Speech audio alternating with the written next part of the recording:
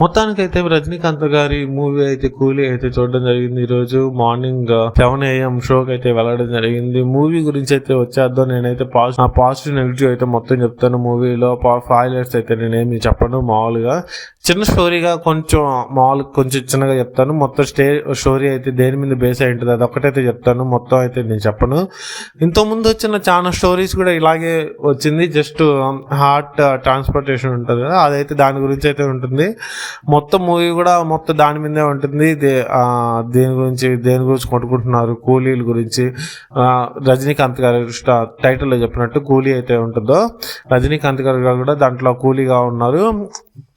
మొత్తానికి అయితే 30 ఏళ్ళ ముందు అయితే ఉంటుంది. వాళ్ళు ఏం చేశారు 30 ఏళ్ళ తర్వాత కూడా స్టోరీ ఉంటుంది. రజనీకాంత్ వాళ్ళ ఫ్రెండ్ ఎవరైతే ఉన్నారో సత్యరాజ్ గారు, వాళ్ళిద్దరి మధ్య ఎలా అయితే బాండింగ్ ఉందో మొత్తం సినిమాలు అయితే చూపిస్తారు.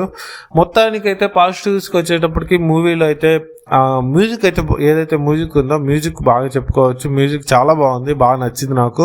ఇంకా రజనీకాంత్ గారిని బాగా చూపించారు. అంత ఏజ్లో కూడా ఆయన గ్రేస్ అయితే ఒక రేంజ్లో ఉంది. ఎక్కడికొస్తే అసలు ఎక్కడ తగ్గలేదు. ఆయన చూపించిన విధానంలో కూడా ఆ మ్యూజిక్కి ఆ రజనీకాంత్ గారిని చూపించడంలో కూడా చాలా బాగా చూపించారు. మొత్తానికి అయితే సినిమా అయితే యావరేజ్ అని చెప్పుకోవచ్చు. అంత హిట్ అని చెప్పను. వన్ టైం వాచ్ మూవీ అయితే చూడొచ్చు. ఒకసారి గారి కోసం అయినా ఒకసారి వెళ్ళి చూడొచ్చు సినిమాకి. ఇంకా నాగార్జున గారు మన సైడ్కి వచ్చేటప్పుడు నాగార్జున గారిని బాగా చూపించారు. విలన్ రోల్లో బాగా చూపించారు ఆయన్ని. ఇంకా కొంతమంది ఉన్నారు, వాళ్ళని కూడా బాగా చూపించారు సినిమాలో. అమీర్ ఖాన్ కానీ వాళ్ళని బాగా చూపించారు. లాస్ట్లో ఎండ్ కొంచెం మామూలుగా పెట్టేసి నార్మల్గా అయితే పెట్టి చూపించడం అయితే జరుగుతుంది. ఎక్స్పెక్ట్ చేయలేదు నేను, ఇంకా ఎక్కువ ఫైట్స్ ఉంటాయి అనుకున్నాను, కానీ నార్మల్గా పెట్టి ఎండ్ చేశారు. సినిమా అయితే లాస్ట్ దాకా అయితే ఎక్కడ తగ్గలేదు. వాళ్ళకి ఇచ్చిన స్టోరీ లైన్తో పాటు బాగా తీశారు. ఇంకా మైనస్ పాయింట్స్ అనేటప్పటికీ లాస్ట్ కొంచెం ఎండ్ చేశారని చెప్పారు కదా, నాకైతే డిసప్పాయింట్ అనిపించింది. మీకు ఏమైతే అనిపించిందో కామెంట్ చేసేయండి.